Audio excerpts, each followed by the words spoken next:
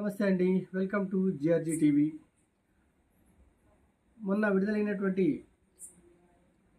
ఉమ్మడి కరీంనగర్, నిజామాబాద్, ఆదిలాబాద్, మెదక్ జిల్లాల పట్టభద్రుల శాసనమండలి నియోజకవర్గానికి సంబంధించినటువంటి ఎన్రోల్మెంట్ ప్రక్రియ అంటే ఓటర్ నమోదు ప్రక్రియ అనేటువంటి ప్రారంభమైంది.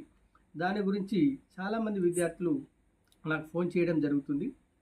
అంటే రకరకాల డౌట్స్ వాళ్ళు అడగడం జరుగుతుంది. అవన్నిటినీ ఒక చిన్న షార్ట్ వీడియోలో నేను వివరించేటువంటి ప్రయత్నం చేస్తాను. మొదటగా గ్రాడ్యుయేట్స్ అంటే ఎవరు? ఏ డిగ్రీని కలిగిన వారు? గ్రాడ్యుయేట్స్ అంటే ఎటువంటి డిగ్రీ అయినా ఎనీ డిగ్రీని కలిగిన వాళ్ళు, పాస్ అయిన వాళ్ళు గ్రాడ్యుయేట్స్ కిందకి వస్తారు. అది ఎంబీబీఎస్ కావచ్చు, బీటెక్ కావచ్చు, బీఎస్సీ కావచ్చు, బీఏ కావచ్చు, లేదా కామర్స్ కావచ్చు, లేదా డిప్లొమా లాంటి కోర్సులు, నర్సింగ్ లాంటి కోర్సులు కావచ్చు, లేదా ఫార్మసీ వంటి కోర్సులు కావచ్చు, మరియు అగ్రికల్చర్ వంటి కోర్సులు కావచ్చు.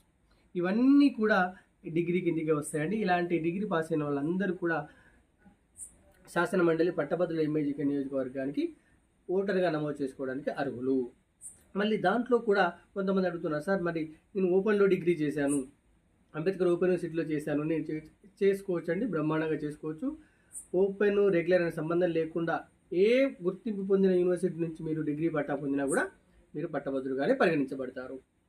రెండవది, సార్ మరి ఇంకొంతమంది అడిగారు, సార్ నేను డిగ్రీ మొన్ననే పాస్ అయ్యాను, లాస్ట్ ఇయర్ పాస్ అయ్యాను, మరి నేను కూడా చేసుకోవచ్చా సార్ అని అడగడం జరుగుతుంది.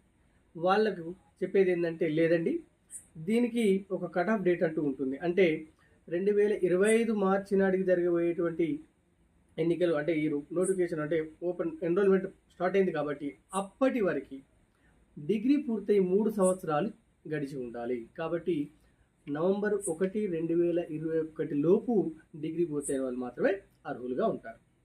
తర్వాత చాలామంది ఇంకొక క్వశ్చన్ అడుగుతున్నారు, నేను ఆల్రెడీ ఎన్రోల్ చేసుకున్నాను, ఇంతకుముందు ఓటేసాను, మళ్ళీ చేసుకోవాలి. ఖచ్చితంగా చేసుకోవాలండి.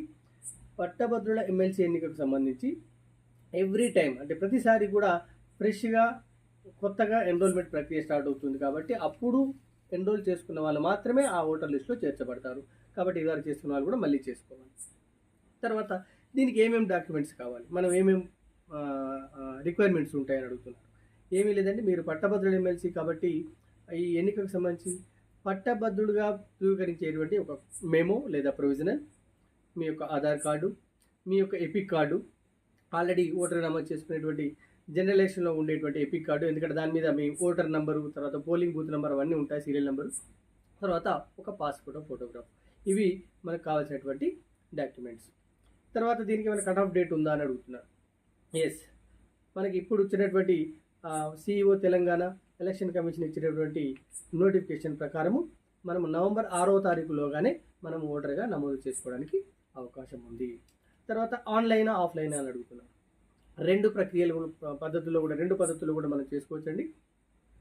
ఆన్లైన్లో చేసుకునే వాళ్ళకైతే కొంచెం కనీస కంప్యూటర్ పరిజ్ఞానం అవసరము, డాక్యుమెంట్స్ అప్లోడ్ చేయడము, వాటిని రీసైజ్ చేసుకోవడము, ఆ తర్వాత ఆ డేటా అంతా కూడా చక్కగా ఫిల్ చేసుకోవడం. ఆఫ్లైన్లో చేసుకునే వారికి అయితే ఏమీ అవసరం లేదు. ఫామ్ 18 మనం తీసుకొని ఆ ఫామ్ 18 మొత్తం ఫిలప్ చేసి దానికి సంబంధించినటువంటి ధృవీకరణ పత్రాలు ఏవైతే ఉన్నాయో ఇందాక చెప్పినట్టు ఆ 4 జత చేసి ఫోటో అతికించి, ఆ ఫోటో మీద ఎటువంటి సంతకం లేకుండా, ఎటువంటి సంతకం చేయకూడదండి, ఎటువంటి సంతకం లేకుండా క్లియర్గా అతికించినటువంటి ఫోటో ఉన్నటువంటి ఫాము, దాన్ని జత చేసినటువంటి పత్రాలను, డాక్యుమెంట్స్ని తీసుకెళ్ళి మనం సంబంధిత ఎంఆర్ఓ ఆఫీస్లో ఇచ్చినట్లయితే అది వాళ్ళు నమోదు ప్రక్రియ అనేటువంటి ప్రాసెస్ ఇస్తారు. దీంతో అయిపోతుందంటే ఎస్, అయిపోదు. ఇంకొక చివరి ప్రక్రియ ఏంటంటే వెరిఫికేషన్ కూడా జరుగుతుంది. ఆన్లైన్లో చేసినా ఆఫ్లైన్లో చేసినా కూడా ఆ వెరిఫికేషన్ అప్పుడు మీరు ఏ డాక్యుమెంట్స్ అయితే పెట్టారో వాటికి సంబంధించినటువంటి ప్రూఫ్ను వాళ్ళకి వెరిఫికేషన్ ఆఫీసర్స్కి మీరు చూపించాల్సి ఉంటుంది. దీనితో మీరు రాబోయే ఎమ్మెల్సీ ఎలక్షన్లో ఓటర్కు నమోదు కాబడతారు. కాబట్టి అందరూ విధిగా, ప్రజాస్వామ్యంలో ఓటు అనేది గొప్ప ఆయుధం కాబట్టి ఓటర్గా నమోదు చేసుకొని మంచి ఉన్నతమైనటువంటి నాయకుని ఎన్నుకోవాలని కోరుకుంటున్నాం. Thank you very much.